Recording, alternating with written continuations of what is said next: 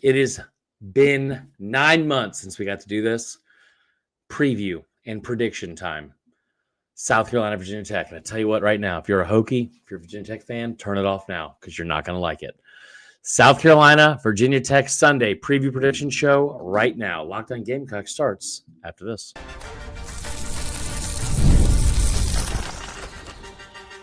You are Locked On Gamecocks, your daily podcast on the South Carolina Gamecocks, part of the Locked On Podcast Network, your team every day.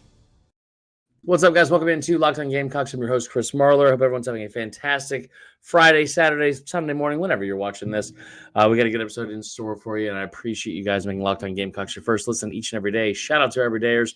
Remember, we're a free and available podcast wherever you get your podcasts, as well as on YouTube, part of the Locked On Podcast Network, your team every day. Today's episode brought to you by our friends at Game Time. Go download the app, go to the website, whichever one you want.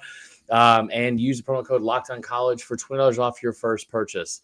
We got all that out of the way. I want to say quickly, thank you to everyone. We made it to 7,000 subscribers on YouTube. I told you guys on Tuesday, I think it was, that if we got to 7,000 subs on YouTube before the season started, I would donate $100. I lied to you.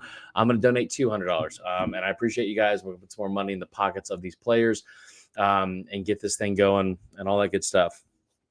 Let's just get it out of the way, okay? One, I really appreciate you guys.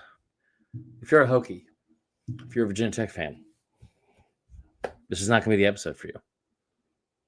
Just plain and simple.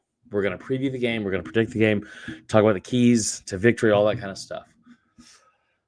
But if you're a Hokie or you're a Virginia Tech fan, you're not going to like it. And I'll just tell you that now because I've seen these fans talking crazy all week.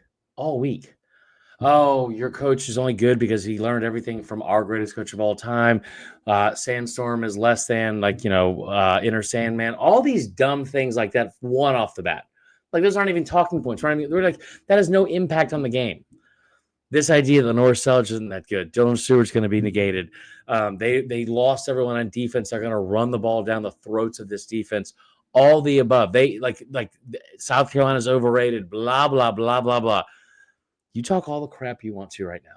You talk all the trash you want to, whether it be in the YouTube comments, social media, Twitter, your message boards, what have you. Get it out now. Get it out now, okay? Because at 3 o'clock on Sunday, they're going to tee up that effing football, and you're going to have to line up and play Lenore Sellers and Dylan Stewart and a host of other elite future NFL draft picks, and Shane Beamer and Clayton White's defense, and Mike Shula's offense, and Nick Harbor running by every single player in your secondary, and a fleet of former blue chip receivers that no one else in the country was able to sign anywhere close to the level that South Carolina did last year. Faison in the backfield, joined by Attaway, joined by everyone else. You have no clue what's coming on Sunday, and I can't wait. I cannot wait. If you think this South Carolina team, coming off the offseason they've had, coming off with the chip on the shoulder that's as big as Stone Mountain itself, some 30 minutes away from Mercedes-Benz Stadium, do you have any idea what you're walking into? I do. Beamer does. Lenoris does. Dylan Stewart certainly does. You don't. You don't. But come Sunday around 6:30 p.m. Eastern time, when that sun is setting in the background of a beautiful, beautiful cityscape and landscape of the traffic surrounding Mercedes-Benz Dome in Atlanta, Georgia, maybe you're going to sit there and sulk, go to the varsity, have yourself a couple chili dogs before you make the drive home or the flight home at Hartsfield. Go sit through that TSA line. My God. No clue what's happening. No clue what's coming on Sunday. But this team does. I am beyond fired up. Beyond fired up. And I think looking at this game, it doesn't feel like something that has scared me. It doesn't feel like something that I keep looking at where I'm like, oh, well, should we be concerned? The line's only 7.5. I don't get that feeling at all. I get the feeling that they're going to walk into this stadium and put everyone in the country on notice of what this team still has, what this program Still is, regardless of what walked away in last year's NFL draft.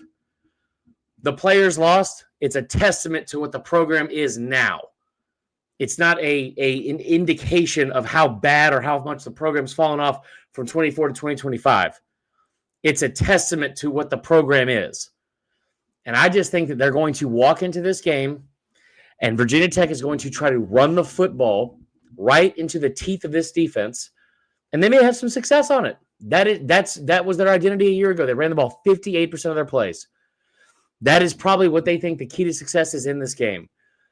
But there's too much talent on this South Carolina roster for South Carolina to go into this game against Virginia Tech and not walk out with a win. There's just too much talent. Point blank, period. This is not something I think I'm going to come in here and eat my words. I don't think this is something I'm going to have to come in on Sunday and have like a belly full of crow afterwards. I don't feel that way at all.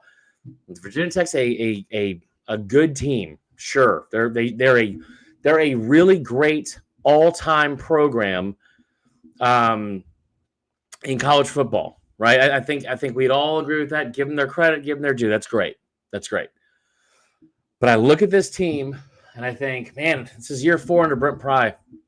It's year 4 under Brent Pry, and you're going into a season where you're 6-14 on the road and in neutral site games. This one's not being played in Blacksburg, is it? No, it's not. Okay. So you're 6-14 in those games. You went 2-5 last season alone in those games. This is year 4 under Brent Pry, and you're talking about still looking for your first win against a ranked opponent or a team that finished ranked in the season. You're 0-7 in those games. 0-7. I think only 2 of them were by 7 points or less. On average, they were by 14 points. Don't love that for you. But I do love it for the South Carolina team. Listen, I think there's some players for Virginia Tech that are obviously good, but I look at their best players from last year's team, and they're currently, well, I was going to say they're down the road from where I'm at right now in Baton Rouge. They're actually currently getting on a plane to fly to Clemson because Braylon Moore is now suiting up for LSU. Monzor Delane is now suiting up for LSU. You've got some good players. You don't have Dylan Stewart. You don't have Lenore Sellers. And I'm not trying to be too arrogant about this. I'm sure some people will not like the confidence or overconfidence that I'm going into this game with. But this is less about Virginia Tech than it is about what is in those 4 walls of the locker room for South Carolina. Does everyone understand me? Like I'm not saying that to be a jerk or saying that to be like, listen, Virginia Tech is a very similar program to South Carolina in terms of it's hard to dislike Virginia Tech. It's hard, like anywhere you are in the country. I'm sure Virginia fans don't like them, just like Clemson fans don't like South Carolina. It's hard to dislike the Hokies though, right? I mean, like it's a very similar program. There's a lot of parallels to what they do at Virginia Tech and South Carolina. That obviously goes without saying because of the fact that who their coach is and who South Carolina's coach is, who Virginia Tech's most famous coach was, and who South Carolina's coach is. Like, I get all that. I don't have any ill will or like anything super negative to say about Virginia Tech. I think Sandman's great. I think it's great. Color scheme could use some work. I don't love orange and maroon, but I mean, I tell you what, Sandman's great. The fact that you guys had Metallica show up this offseason, do a concert, that's awesome. That's awesome. I grew up in Atlanta. Was a big fan of Michael Vick until everything happened. Right? Like, loved watching him in college. He is the best athlete I've ever watched play football in my life. I'm not talking about off-field stuff. I'm talking about on-the-field stuff. It's hard to dislike Virginia Tech. I'm going to do it for 3 hours on Sunday. But I mean, it's hard to dislike that program. It's hard to dislike, those things. Lane Stadium seems like a really cool place, man. It really does. But again, this has less to do with Virginia Tech and so much more to do with South Carolina in my confidence of what they're going to do to them on Saturday or on Sunday. I keep saying Saturday. The Sunday thing's going to take a minute to get used to. But you know what I mean? Like I feel so great and so confident about what is in those 4 walls of that locker room that's going to come out of Mercedes-Benz Stadium on Sunday at 3 p.m. We hear all the time, Ohio State's got the best offensive player and best defensive player in college football. And I agree. I think Jeremiah Smith's the best player in college football. awesome. He's awesome. Caleb Downs, love him. Kid out of Georgia, Mill Creek High School, Region 8, 5A. I think it might be 7A now, but Region 8, yeah, love it. Love it. It's the same region your boy was in. I got it. Like, they're great. They're great athletes. Who's in second behind them? It's hard not to say Lenore Sellers and Dylan Stewart. And there are several chapters that have yet to be written about this team and the players that will become our new favorite Gamecocks and our new standout players, and the next ones that you're going to see called out at the NFL draft next April. That's the track record. That's the program now. So, again, I'm fired up. I love South Carolina in this game. The fact that they're only a 7.5-point favorite, especially with Faison, I'm going to hammer that. I might buy a point just to be safe because I'm a little bit worried about losing any money in general because of all the expenses we've had in July here in this household. But all jokes aside, I feel great about this game. Special teams, yeah, there's some concerns there. We're going to get to that in a second. Like what they have to do and the biggest concerns in this game. We'll get to it because there are concerns. Of course there are. And it's game one. But just the closer we've gotten to this, it feels like last year it was like, no, man, like really, we're gonna show you. Just wait. This year doesn't feel like that. This year it feels much more like, I mean, listen, I hear the doubt. I get the doubt. Heard. Just wait. Like it's not like last year. It's like, yeah, they're gonna go 5 wins. This year it's like, well, they lost all that talent. Just wait. We have so much more to talk to. We'll talk about the concerns. We'll talk about the 3 biggest things we talked about the other day for things they have to do in this game to win, not just for this game, but for the whole season. We'll get to all of it when we come back. More Locked On Gamecocks after this.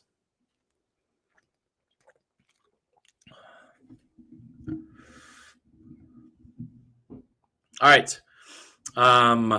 We are back with second part of the show. Before we get into it, do you want to give a quick shout out to our friends at Game Time for sponsoring today's episode and being a phenomenal place? Listen, college football is back. I couldn't be more excited. The tailgates, the rivalries, the energy in the stands. There's just nothing like it. But let's be real.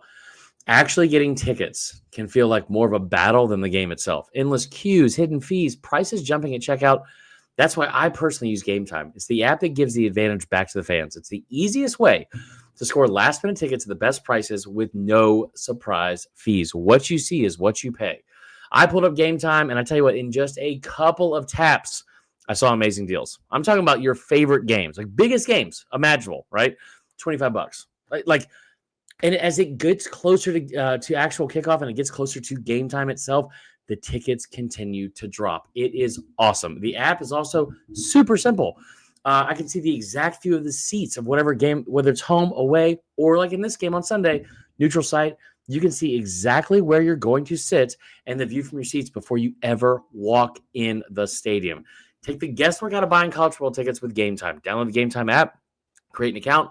Use the code LOCKEDONCollege, all one word, all capital letters, for $20 off your first purchase. Remember, terms apply. But again, that's promo code LOCKEDONCOLLEGE for $20 off. Swipe, tap, ticket, go. Download Game Time today. All right, what are the concerns? What are the concerns we have for this game? And I know I came out hot in the first part of the show, and I stand by what I said, but what are the concerns? I got a couple, right? Talked to Shane Beamer on Wednesday during the what do you call it, the coach's teleconference call, and somebody asked him point blank. It said, "Are you worried about the special teams? Or what are your thoughts on special teams?" And he reiterated what he said in Atlanta at Media Days, which was, "I've been coaching for, I think, is this 26 years for him, which is crazy because he looks like he's still under the age of 26, but." Year 26 for him, and it's the first time he's been on a team that's had to figure out a way to replace so much of what they have on special teams. Not just the kicker, punter, kickoff specialist, like you're going to the holder, the long snapper, like your kick returner, your punt returner, all that stuff's got to be replaced. And that's like not easy to do. That's not easy to do. Anybody that that knows anything about football in general will tell you that's not easy to do. Anybody that's like Shane Beamer, especially, that'll look at that and say, hey, like special teams aren't just something you just throw out there and figure it out. Like it is a big deal. It's a big part of the game. To hear him bring it up twice, yeah, like I don't think that there's concern there because it's so much new. It's not one guy that's going to go back return punts. It's not having a freshman punt returner back there, right? Like it's not like, hey, I hope the moment's not too big for him. I hope that like something didn't happen late in the game, or you're not playing at home to start the year, so it's like you don't have the benefit of like the home crowd in your favor, and like there are concerns, right? But at the same time, I look at that and I think there's no better coach that I feel like in college football that will be more prepared for special teams, especially than Beamer and the staff. So that part, I will sleep well at night knowing we have that, right? Still a concern though, The other big concern I have is this, obviously the offensive line.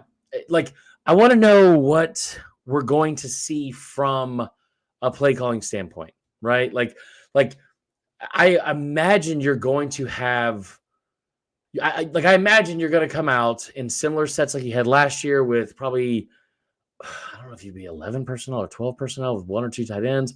I know you're going to have, obviously, I'm assuming Faison will come out as the first back. Maybe it's Attaway. Who knows? I mean, maybe he's earned it throughout camp, especially with Faison. Like I don't know what that'll look like. I assume Faison coming out first, but also it's not like all the reviews Attaway's gotten during camp have been great. So maybe he's the first one. He's come out and earned it. But I do think you'll see something similar. We talked so much about last year. You saw these RPO situations and play action where you're getting Lenoris out of the pocket, so he's got the option to run. You're kind of trying to freeze the linebackers by putting the ball in the belly of the running back, pulling it back out, then hitting your tight end. We saw it with Simon over and over and over again last year. Do we see that here to start the game? Is that like, are we trying to get simple passes to get Lenoris going and have any extensions of the run game where it's easy, high efficient, like high completion percentage type throws to get Lenoris comfortable, to get the offense in second and short? Like I imagine that's what every offensive coordinator wants to do, but it's something we saw specifically with this team a lot, especially last year when they were like, kind of like firing on all cylinders late. How early do we start seeing the rotation from the receivers? That's not a concern, by the way. That's just more so something I'm excited to see, right? So all those things. The concern though is are you able to run the football effectively? Something you weren't able to do a lot last year. So if you are one-dimensional, what does that do for the offense? Because you can't be really one-dimensional, right? Like so I would also piggyback off that by saying if something happens where the run game is not as effective as you want it, right? Or maybe it is. But if it's not, how quickly do we see more of a focus in the run game shift from keeping the backs involved to Lenoris? Like you got to go carry this one a little bit, right? How many design runs will we see from Lenoris Sellers per game? I didn't chart this last year, but I remember for example, you look at Jalen Milroe last year. He was Alabama's leading rusher, not just because of the fact that he had more yards than everyone. I mean, they had Justice Haynes, the former 5-star that almost came here. They had Jam Miller, but there were times where he had more carries than both those guys combined in games, and was averaging around like 16 carries per game. Do we see something like that with Sellers? I don't think so, but also he is the best athlete on the field. So like, how much of him do we see in the design run game? How much of those design QB runs will we see, not just in short yards and in red zone, but also early on? So listen, you have the comparison a lot to Cam Newton, right? I fully expect this year we'll see some things like third and short. Yeah, I want the ball in his hands. Period. I want the ball in his hands. Will we see things, though, in first down where there's more designed runs to try and utilize that, right? Again, so some of these are concerns. Some of these are just things I'm wondering about, right? Something I'm wondering about, not a concern, but what's the rotation like for the receivers? Who are the first freshman receivers we see out there, right? And then the other part I want to see is how much of a focal point do we see this year on targeting receivers in important spots. Like, 'cause I feel like last year Josh Simon was the safety net. Like, if it was 3rd and 6, like, can we get Simon over the middle? Can we get Simon on a linebacker and in space, or can we, like, are we going to use like Harbor as a decoy, or like how much of the targets, especially in meaningful down and distance, are going to be to the receivers versus the tight ends? Because it feels like there's a shift this year where the talent is clearly one-sided to the tight ends. Like last year was like the talent was maybe more equal, maybe, or maybe you could say it was the tight ends because of how good of a job Simon was or did, and how good of a tight end he was. But also the other part of it, I would look at it and say, now it feels way more one-sided. And that's not a slight at the tight ends. I think you have a really talented tight end room. The thing is, I think the receivers that you have, there's so much talent there. How much more will we see them be the main focus of the passing game, right? And not just on deep balls, not just on some of the design play calls we saw like a year ago, but like how many targets is Mazio going to get, right? How many targets, like Brian Rowe, how many targets is he going to get coming in as a true freshman? Because I fully expect him to get a ton of playing time. But like, what does that look like? Like, how many targets does Harbor get? I think Mazio gets the most targets. I think he's the breakout guy in this group, right? Especially game one. I feel very comfortable in saying that. But are we going to see something that's like where he's going to get 7 to 8 targets or 5 to 8 targets, and then Harbor gets 3 to 5, but Harbor also is going to be targeted on deep balls or like, you know what I mean? Like more explosive plays. What is that ratio going to look like? And then the other part that is the concern is what does the interior defensive line look like? The other part of that too is I keep saying this, you've got athletes everywhere. It's a lot of new players. The good news is you got guys like Fred Johnson who's coming in here, that's coming out last year that has like, he's very familiar with the defense and very familiar with like the scheme you're trying to run. I think I made my hair worse as this show's gone on. But he's very familiar with all those schemes and stuff like that, right? And the defense and like I think he will be a huge help. Sean Murphy is also a guy that's come in. He's only in year one, right? He transferred in from Florida State. Used to play at Bama before that. He's been in college, I think, for 4 years. So you've got some guys that are experienced in spots, even though they're new. But how many mental mistakes do we see from the defense, from the new guys? Whether it be how many mental mistakes do we see from the defense or like the secondary, or like maybe I don't expect to see anything from the secondary, to be honest. But like maybe there's something we see like a blown coverage from a linebacker that you're replacing so many snaps from that position. Maybe you see something like a pre-snap penalty from the interior offensive line or the offensive line in general. Like how many of those things do we see? Yeah, and those are the concerns. When we come back, we're going to finish out the show. I'm going to give you the prediction. I like it. I really do. I'm excited because I feel like this is one of those things where it's like, man, now we're in the fun part. I fully expect like to come away with a win on Sunday. I think there's going to be some growing pains for sure, but I also feel like you're going to see stuff when the dust settles. It's like it feels like you're going to be one of those teams. It's like, man, you're so talented. You're going to be able to overcome some of the deficiencies and some of the things I talked about, whether it be the penalties and all that kind of stuff. Like, I think you're talented enough to do that. No offense, Virginia Tech, but against inferior talented teams, maybe not against an Alabama or an LSU or a Clemson yet, but like, I do think that's where the program is right now. I think that's where this team is. And so I think you're going to see some of these things where you're going to have a win that looks not only great on the scoreboard, but also a situation where, man, like you get teachable moments, you get to work on stuff, and this team will get better every week, and we won't see them hopefully hit their stride until mid-season like we did last year. Just this year, hopefully you hit mid-season with 1 to no losses, right? Okay, before we go to break, real quick, want to give a quick shout out to our friends at Upside. Okay, and listen. Here's the deal.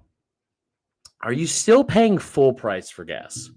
Okay? Like, just listen. I'm not going to judge you. I think I filled up at the most expensive gas station in town the other day, which was my own fault.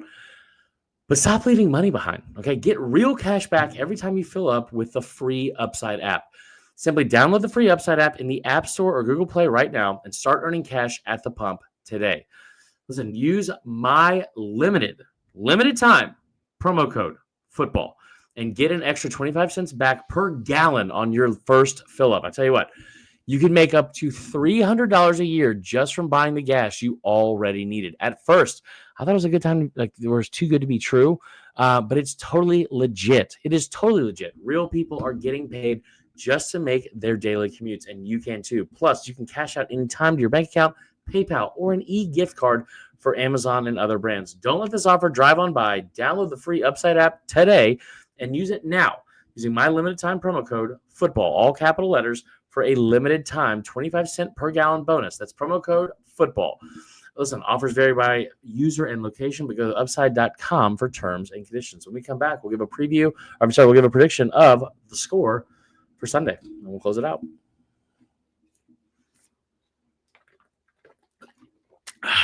All right, let's close out today's show. Very excited about this. Excited for this team. Excited for this Sunday. Excited to be talking about actual game stuff. You know, it's been a long offseason. Not short on storylines this offseason, but been a long offseason nonetheless.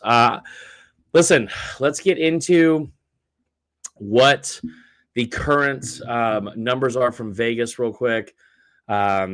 The line, as I saw it earlier today, let me double check, make sure it hasn't changed, because you know how Vegas can be, was 7.5.